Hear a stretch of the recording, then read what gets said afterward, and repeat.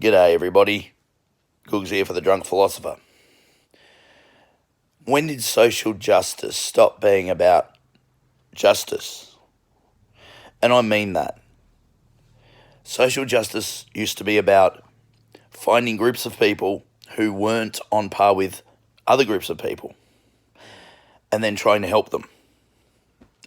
Whether it's bringing in equality laws or things like this, with women, equality laws that put them in up to par with men. You will pay all your workers, and then obviously race and culture and religion comes into that as well. You're going to pay your workers the same no matter what. You can't throw somebody out the door for having different genitalia or a different way of looking at the world. All these sorts of things, and they were good. And the social justice movement was fantastic. All right, back in the 60s.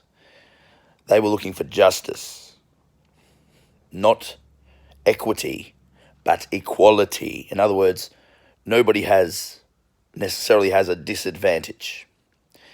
If you want to get a job, you can. If you want to work hard and go to university, why not? Today, it's not about making that idea. It's about fighting that idea. And because we already have the laws in place, they've had to redefine the idea of social justice. By they, of course, I mean the social justice warrior types.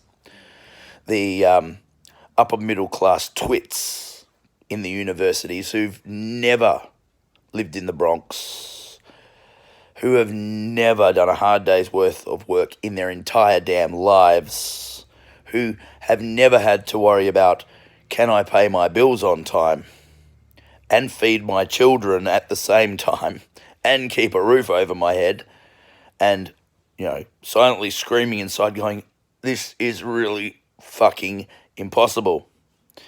People who have never scraped the moss and the gunge off the bottom of life and society's barrel have to make your own bloody rope and grappling hook out of the crap you find there, throw it over the top, and then try to climb your way at least halfway up. Because that's the story of a lot of us, right? And these people have never done that. They don't know what it's like. They haven't got a fucking clue. And what do we hear from them? Diversity. What do they mean by diversity? It's not like the old school in the 60s. Diversity of thought, let's get people from different cultures and different schools and different schools of science and different social realms, and let's sit down and see what we can do together, right? Let's find our commonalities, what we agree on, and let's move further forward. And even have a discussion about the things conversation about things we don't necessarily agree with. But, let's get to a point where we've got an understanding, right, we're never going to agree on that. Let's just leave it alone. Now diversity is all about celebrating differences. Do you know how fucking dangerous that is? Let me repeat it. How fucking dangerous that is. You want to know why we've got so many people who are passionate, extremist, definitely in some cases, around the world today, in the West, and there's a reason for that. If everybody is told to celebrate their differences and go, you're different to me, what do you disagree with me on, which is generally where differences lay, and well, I don't agree with you. Oh, but you have to, because I've got a different opinion or I've got a different way of looking at the world. Still don't agree with you. And people are getting angry. Oh, your culture's different than mine. Fuck your culture. I don't understand your culture. Fuck it. And it's coming from all directions, like the people going, oh, it's white people. It's white. No, it's not. It's everyone. Because cultures cannot fully mix. They can integrate. So, for example, you've got a dominant culture in a place. Let's say Japan, which is largely Shinto Buddhist for a religion. I should say Shinto and Buddhist, although Buddhist is the minority religion.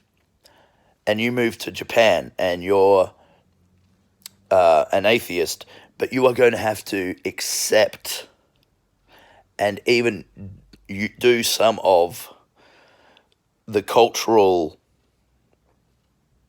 bits and pieces, let's say, or some of the cultural activities that the Japanese do. Now, you don't have to believe in them, sure, but that's a majority culture. When in Rome, be like the Romans.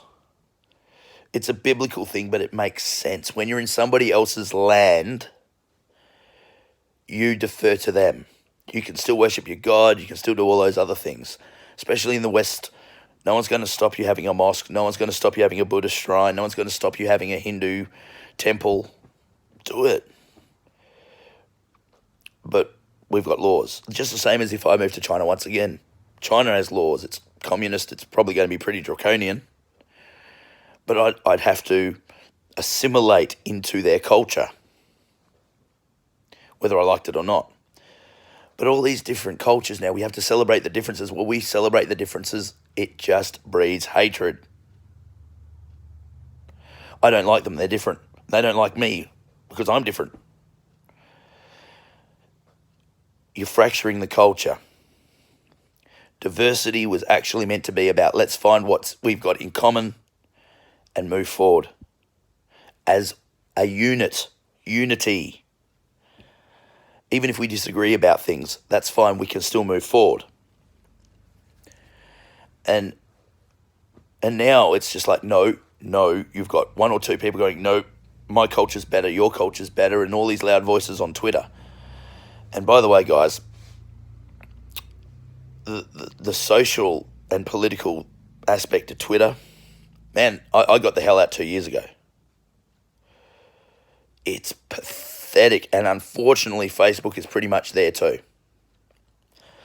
Me and a friend were having a bit of a friendly squabble. Now, it wasn't even much of a squabble for us anyway, about Greta Thunberg. And I think he made 2 comments. He started the thread and made another comment, and I made 2 comments, and it got deleted off the Sydney Morning Herald. Sydney Morning Herald. Please, you're going to put something out there on Facebook that you know is a divisive thing, and somebody's going to comment, and they're going to be negative, and you're going to delete it. And by the way, you don't have room for nuance on social media. That's the other problem. But anyway, so let's discuss what makes us different, and we all hate each other. And then what happens is we all form little groups. We find our confirmation bias in these groups. And these groups only post. And you can go check this out. You go to any MRA site, any far left site, anything like that on Facebook. And you will, especially the atheist sites, God's Will Ministries and things like that. And it's just confirmation bias. In fact, it's worse than confirmation bias because they produce memes for the people they're against on their own page. You talk about preaching to the choir. It's pointless. But it becomes a little cabal. The next thing you know, the little cabal becomes a big cabal. The next thing you know, the big cabal becomes a movement. And the movement isn't based on trying to better anything with social justice. It's based on hating everybody who doesn't agree with their opinion. I absolutely love the 60s revolution, and I've honoured them as best as I can throughout my life. Okay? The idea of celebrating what we have in common. The idea of, sure, see race. Obviously, people's skin colours are different, and everyone's got different facial features and whatnot. But not caring about that. All right? It's fine. You know, I'd rather judge you on who you are. And I'd rather talk to you, to be quite honest, about, okay, do you like footy? We'll talk about that. Got kids? We'll talk about that. You know, the first thing I don't generally say to someone when I first meet them is, you're all fucking wrong. But that's what social media is like. And it's one of the reasons I'm not a terribly big fan of it. I'm always on it because I get my giggles out of it, and I probably shouldn't, but it's catharsis, I guess. Celebrating our differences and forcing people to get along never works based on differences. It's time we got over this whole thing. This new paradigm will not work. In fact, it's doing nothing but dividing us. And I mean, I'm going to do another video on this because I think that there's another point to this whole argument. But let's stop focusing on the differences. Let's start focusing on what makes us the same. As far as equality goes, the laws are in place, and culture and people move slowly. You can't expect within 50 years the entire culture and the entire paradigm to have changed. It's changed a lot, by the way. It's now normal for a woman to work, full time and go to university. It's just normal. So it has worked. But let's stop focusing on what makes us different, because that ultimately will crush us. All of us. It will breed and cause wars. Anyway, guys, there's my thoughts on that particular issue. I'm Nathan Googs Fletcher, and I'll catch you later on down the track. Uru.